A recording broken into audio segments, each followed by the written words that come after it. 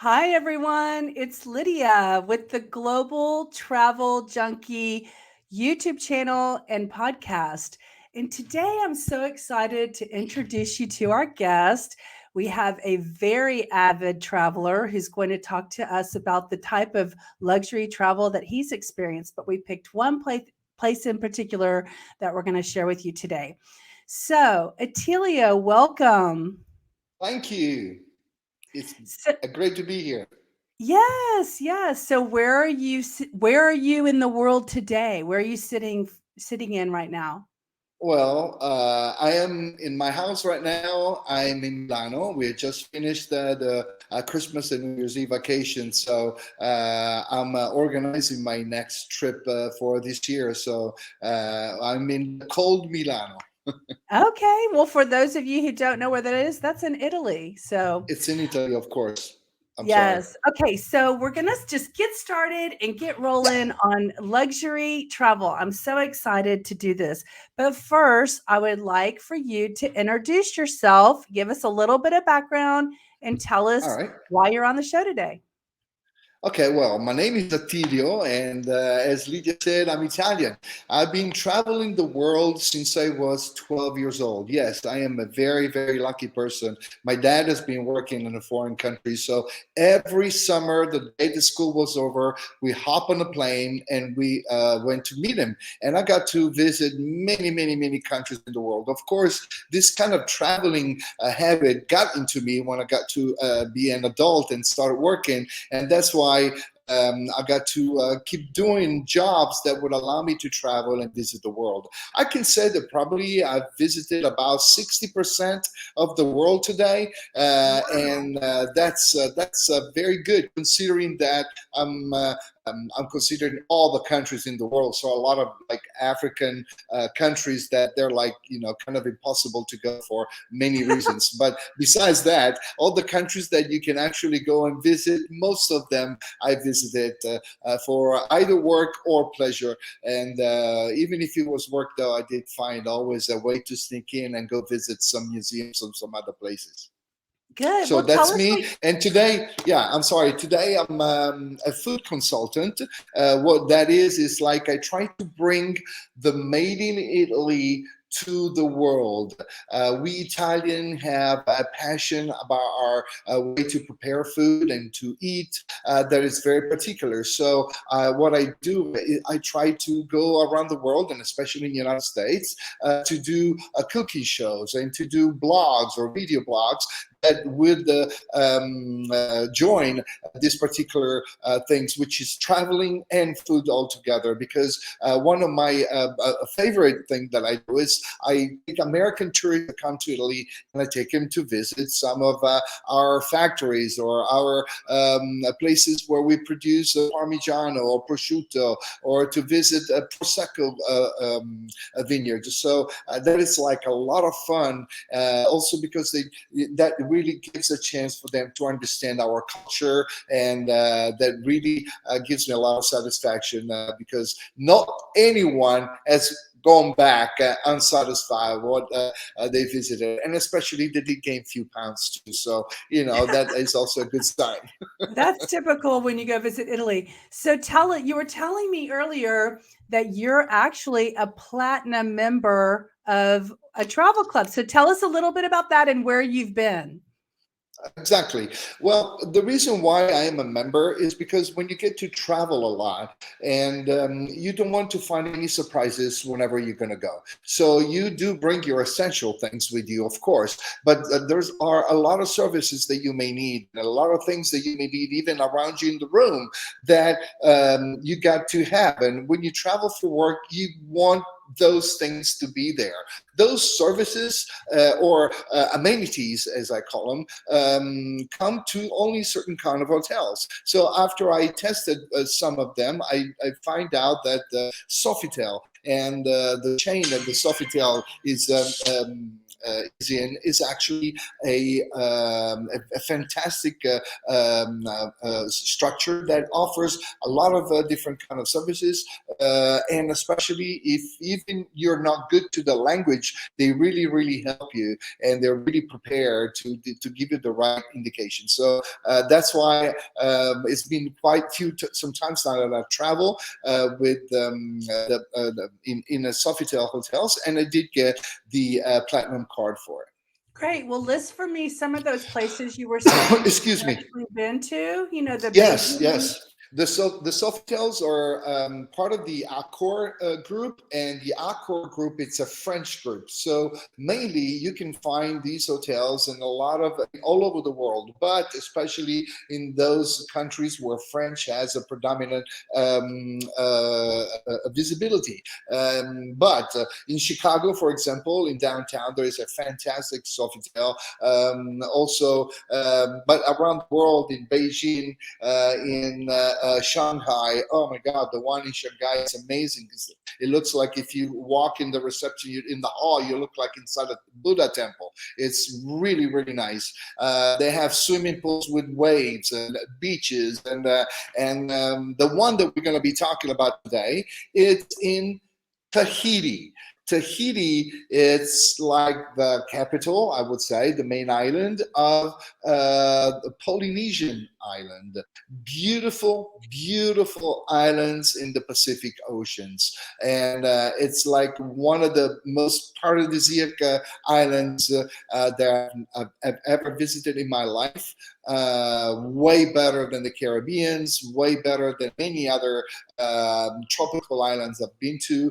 And because of this, also the structures that have been built, they also respected nature, and they also respected a lot what the environment was. So you do not have like a wave of cement along the coast. No, you have very recluded area for the resort, which almost kind of mix itself into the forest itself. And then you have this beautiful beaches. So you're basically one with nature when you go there because you're living in that natural environment. So in order for us to move forward, let me ask you your definition of luxury because it's different for everyone. So let's talk about that before we dive into the exact hotel you visited.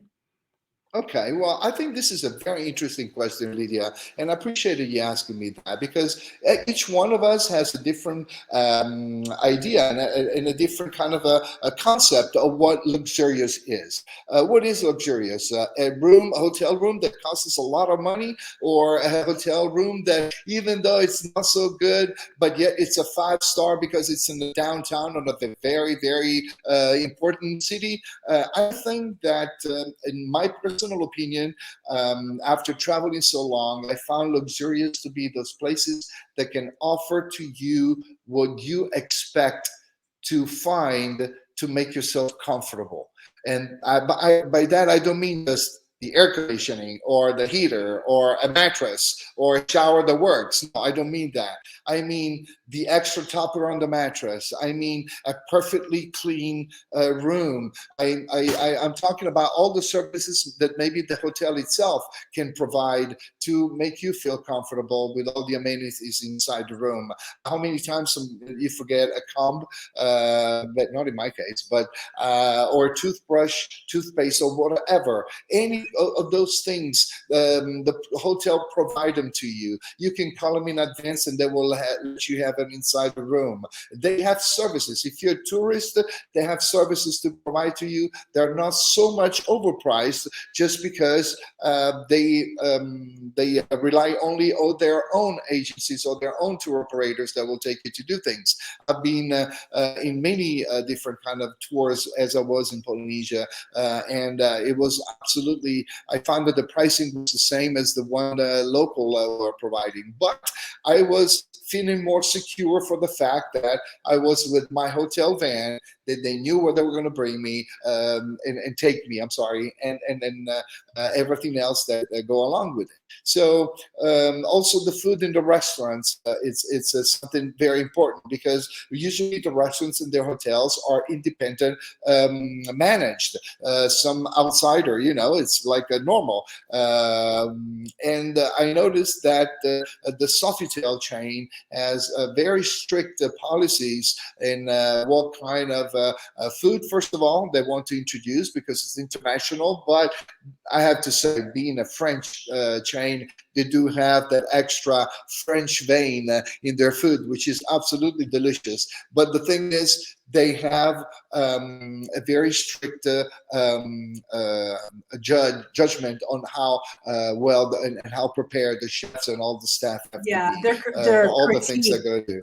Yeah, Yes, absolutely, absolutely. I yeah, have to say, chapeau, because really, really, really nice. yeah. Well, for So this is what I me, consider luxury. okay, good. And for me, the details around luxury are what I really notice. And so, like the quality of the toiletries, for instance, that matters. I can tell when I'm using shampoo if it's a high quality or like a petroleum based shampoo. I can tell the lotions, things like that. Also, things like warm towels. Having lemon water in the reception area, just all the little details. They're not just providing you water, they're providing you No, no, like no. a hydrating, cucumber water or something. So I love to notice all the details when it comes to how an organization or a hotel or resort is going to go that extra mile to just do that one step more that they don't have to, but it makes it luxurious when they do. Yes, yes, Yeah. absolutely. So And that's let's not forget the quality of the linen and the quality of the towels oh too, yeah. Oh, because and the that's very mattress. important. I mean, also a company that is very concerned with the environment, that doesn't change you the towels on an everyday basis, that make you as a consumer, as a client, more concerned yourself. So it's a kind of a give and take, a very good thing that they get their clients to do. And the linen on the beds are like wonderful, very Italian soft. Uh, minutes. The best in the world. the cotton is very, very, very comfortable. What can I say? Okay, so I just wanted to mention one other thing about service and luxury, and that is Yep. how the hotel teaches their staff to interact with the guest. That is so important to me because if I feel like I'm, you know, connecting with the staff or they're saying hello or they're of service and how can I help you, whatever, like their attitude is everything. And you can tell when a hotel chain puts the customer as a priority. And so all of these things matter to your vacation, right? Yes, absolutely. Absolutely. So, okay, let's dive in. Okay, we're 12 minutes in. So let's dive in Okay. to speak specifically about the resort that you're going to share with us today. Let me just I'm going to let you roll and talk, but let me tell you the kind of things that might be fun for our listeners to hear. I like to describe, like, how did you get there? Did you have to take some trains and planes and automobiles and taxis and boats? And, like, what was that experience like to give anyone who's interested an idea of what it took to actually get to the islands? And then maybe like if there was a memory of something special that you experienced there that made it pop up in your mind when I asked you what, resort or luxury hotel did you want to talk about today?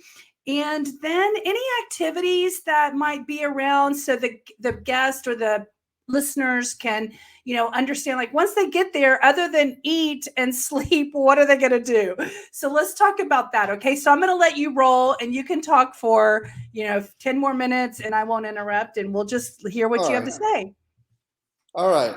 Okay. I hope I can So answer give to us all the of your name, the official questions. name, Okay. right?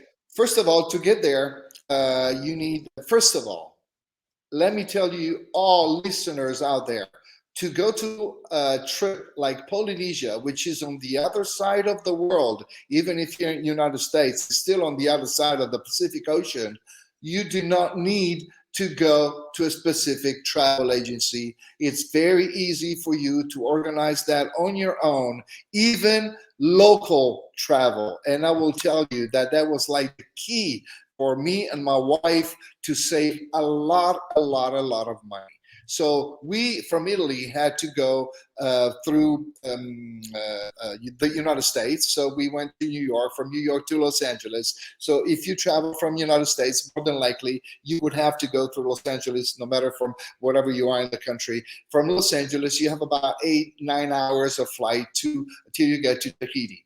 Tahiti is the main islands of Polynesia, is the islands where the only international airport is the islands that when you get there, I do not suggest to stay there for more than one night, because there's nothing to see. It's a city. It's full of touristical places. The one thing that is nice to see is the market. They have like a fresh market that sells all kinds of flowers, all kinds of manoi, which is this particular kind of oil that women put on their skin, kind of for a tan purposes, which is very, very good for the skin. I use it, and it really moisturizes you. And it's something that they produce there through a flower that only grows in Polynesia. But besides the fresh market, there's really nothing else to see. You should know that Polynesia is under the French constitution, because it used to be a French colony, which it still is. In fact, a lot of the construction, a lot of the architecture there is pretty much toward the old 1800s, 1700 sort of a French style. The language that they speak is French, but you would have absolutely no problem speaking in English. And it's not absolutely expensive to stay in Tahiti, because when I got there, we just went to a very cheap hotel, a 3-star hotel, just to lay ourselves down, because from Italy, it was literally a 24-hour trip. I mean, with jet lag and everything else. So, by the way, in Polynesia, you have to go back in town, just in time, just like if you would be in the Hawaii. But I believe that's like, from Italy, it's like 12 hours. So if right now it would be midnight over there, it would be noon of the day before. So once you stay to Tahiti, what we organize, because Polynesia, it's all a different kind of things. They have islands. They're made out of extinct volcanoes, and they have atolls. The atolls are like the rings of land that you see. Well, that ring that you see in the water is nothing else than the top of the tip of a crater of a volcano that collapsed underneath the water. And that created like a whole lagoon inside, which is, it can be deep up to even like, I don't know, 4 miles. I don't know. It's very, very deep, because again, it used to be a volcano. Yet at the same time, all the rings, with all the fertile land that it started to grow all kinds of plants, and especially coconut. You should know that in Polynesia, the main actually there are 3 things that they live off of. First of all is tourism, of course. Second is pearls. And third is coconut. All the products that mainly come from coconut are come from Polynesia. And of course, the pearls, the famous pearls of Polynesia, which is something that I will touch as I talk later on. So the first island that I went to, and is the island where this hotel is, it's Moorea. It's spelled Moorea, and it's the first island. You can really literally see it from Tahiti because it's very close, and you can either get there by boat, or you can go there as I did with like a local flight, one of those propeller, a little plane, Yeah, we call that them it kind of puddle wobbles jumpers. like that.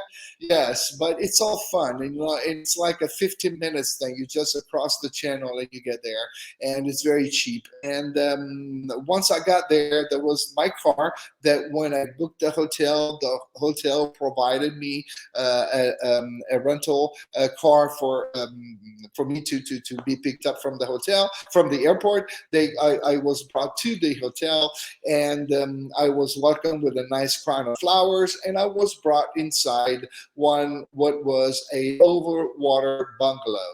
What is an overwater bungalow? So I'm sure you have seen that sometimes you have this like round constructions on top of the water with all these bungalows that look like these ancient kind of homes, like a prehistorical man or something. But they're actually very comfortable. They are absolutely with any kind of comforts inside, including a piece of the floor that is made out of glass. So at night, you can be with your partner, you can be with your friends, you can be right there sitting down on the porch or inside, and with lights that actually reflect the sea and will attract even more fish. And you can see this really live fish tank in front of you, aquarium that is like amazing. It's really, really, really nice. Tell us Plus, about one fun thing, yeah. Tell us about the hotel like lobby and what you experienced when you walked in. As I said, the service in these hotels is amazing. Once I got there, I just had to say my name and give my document and my passport. They knew everything, what I was staying, what I requested, what kind of, if I had any any intolerances, everything that I wanted it, I wrote it in, and they had it, and it was there. Nothing was missing. It was amazing. It was amazing.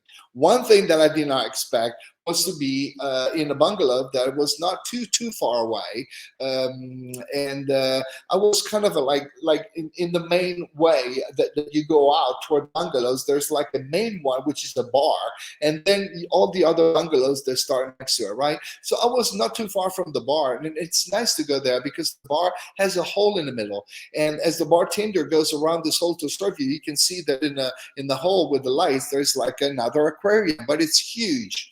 And it was made on top of a rock where this guy, let me tell you, he has these pieces of chunks of tuna fish and he drops them in the water.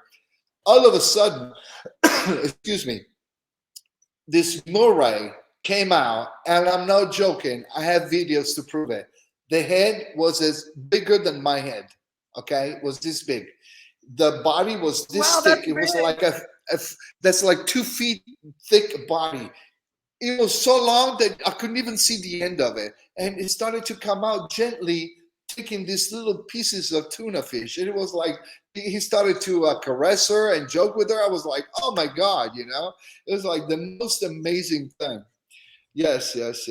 So anyway. Well, wait, are there live bands? Like, tell us a little bit about the nightlife there. Okay, the nightlife there. The nightlife, first of all, what you need to see is, to understand is this. If you're going to Polynesia, do not go to the main islands that the agency proposed to you, like Bora Bora, for example. Way commercial, way too commercial. You will not enjoy, you will not see local culture. The local people in Polynesia are phenomenal. They have a lot of attitudes with the Hawaiian people. In fact, even their skin, their eyes, the physiology of the people there recalls a little bit the Hawaiian people. They're beautiful people. They're most loving and open people ever. What you can do there, if you're in an atoll, there's really nothing you can do there because the atoll is like a strip of land. If you rent a bike in 20 minutes, you have gone around it. But it's nice to go there because of the sea, because of the marine life that you have there. In fact, we went to 2 atolls, but the most fun you have it's in the islands, and in the islands you can go and see vanilla factories. You can go see banana factories. You can go see pearl factories, and that's what I really would like to say before we close this last minute before we close this show. If you're going to Polynesia, do not buy pearls from the vendors or anything else, but try to go in a place, in a hotel or a bungalow, close to a pearl factory like we did. It was amazing because this guy just goes, picks up the oysters from the sea, puts all the pearls in a bucket, brings them back and toss it to you in a board, like a wooden board that was his table. And we just picked the one that we wanted it, and we paid him like if it was like a potato chips. Of course, all this How you much do cannot get. pearls cost there? That can cost. It depends on the color, how And the big it is, quality. how round it is. There's like a lot of different kind of parameters Right. which that they're judged. But a big, nice, good size, like a half an inch, a kind of a pearl can go up to even several $1,000s. It depends how round and what color it is. Okay, So let's take the yeah, 6 minutes that we planned for and talk. I want to talk about the food because you're a chef. okay, Let's talk yeah, about the food at the Sofitel, and I yeah, want to talk about like, did y'all do any physical activities? Like, did you go kayaking or in the water, or do you yeah. swim in the water? Like, what are the things to do that are physical when you're at the Well, the hotel? Sofitel is located right on the beach, and it's amazing because they have like this old bay by themselves, and it's as I said, if you see it from the distance, it doesn't even look like it's there. It's not too invasive in the nature, and in this bay, it's very very nice for you to go on a kayak or to even swim. There's absolutely no danger whatsoever. By the way, in all Polynesia and all the islands, there is no snakes. Polynesia is a snake-free country, and that is like amazing because there is like a lot of things that you can go see, especially in the islands where we were. You can go see the Aztec or the not the Aztec. I'm sorry, the indigenous temples that were similar to the Aztecs. In fact, when Captain Cook went there, that's where the people that welcomed Captain Cook when he visited and discovered Polynesia. So all these are beautiful temples. They're like thousands of years old that you can go see, and it's very easy and fun to do because you can rent a scooter and you can just go around on these little things. The traffic, you can imagine, there are two roads. There's no traffic whatsoever because it's an island, and everybody's like with his little scooter, and there's probably a few little cars, but that's about it. So it's very safe to go there, and you can visit. So as I said, some historical sites. You can do a lot of activities in the water, from fishing, deep water fishing, to snorkeling. You can do snorkeling without fishing. You can go and do kayak, as I already mentioned, Scuba and dive. you can scuba dive, absolutely. It's a lot of fun. And again, you can visit also some vanilla factories. Vanilla is like one of the main ingredients that is produced in Polynesia all over the world, and it's like amazing to go see a factory because I mean you're gonna smell like vanilla for 2 days. You're like the sweetest thing Let me ask, ever. I mean, let, it was amazing. The let me ask. pineapple, you can go get a pineapple leaf. I was in a pineapple field. This guy with this huge machete went there, boom, cut it up for me, put it in a squeezer, and I drank the freshest pineapple juice ever. It's Wait, like emotions, really emotions. I want to ask you, are there like jungles? What's the terrain like? Is it farmland, jungles, forests? Like, No, what do you it's see when you're very much there? like jungle, very much like jungle, very much like a lot of forest, especially in the islands. In the atolls, they're like mainly coconut and palm trees, mainly few plants, but mainly coconut. On the other hand, in the islands, you can see a lot of these forests, especially in the middle, on the top of the mountain of the volcano. You ask me, what's the food there? You can either go for local food, which is food that the indigenous cook, but sometimes it's a little particular because they're cooking underneath the ground with the ashes with on top of the banana leaves. It takes a few hours to cook. So like they have either fish or meat or a pig or whatever. They after they clean it and everything else, they put it in sleeves. They wrap it. They put it in with the coil, hot coil under the ground, and they just let it cook there for hours. And that's fun to do one time. Then you want to go and eat in decent restaurants because we're used to that, and our stomach can tolerate up to that much. And the food is absolutely fresh. All the fish is super, super fresh. The tuna with coconut juice, it's amazing. And I would suggest everybody to eat that. And there is one particular restaurant that you should go to, which is a French restaurant. And it's right on the sea. And it's not too far from the hotel. It's like probably 10 minutes drive. But the fun thing is that they bring you a little plate as you wait for your dish with a couple of chunks of little fish. And you can go down to a couple of steps next to your table, put your hands like this on the water, and you have this little mantis that comes and whoop eats it up from you. It's like a little stingrays that come and they eat it up from you. It's like one of the most entertaining things that this restaurant has, and it's amazing, really, really amazing. It's again, they're all places where you really get an emotional feedback. You don't go there to see a painting, or you're not in a museum. You're there to which you also get some emotions in your museum too. But here it's like you're like going back in history and how these people were living in this remote island for such a long time, and they had their very gods and their experiential. I think what you're saying is it's very experiential, and it moves you yes, by being there. yes. We can And I tell have to by say, your the French people also were good to leave the locals with their own traditional things. They didn't disrupt with their colonialism, their inhabitants and their habits and the culture, the local culture. No, they preserved it, and they lived it there. In fact, I would have so much to say that I could go on for another 30 minutes, Lydia. I promise you, because Polynesia is like a total country to visit. It's like if I would have to talk to Italy, 30 minutes would not be sufficient enough. So we would have to reschedule and to do this, because the bungalows are amazing. The rooms of the hotels are amazing. The people are amazing.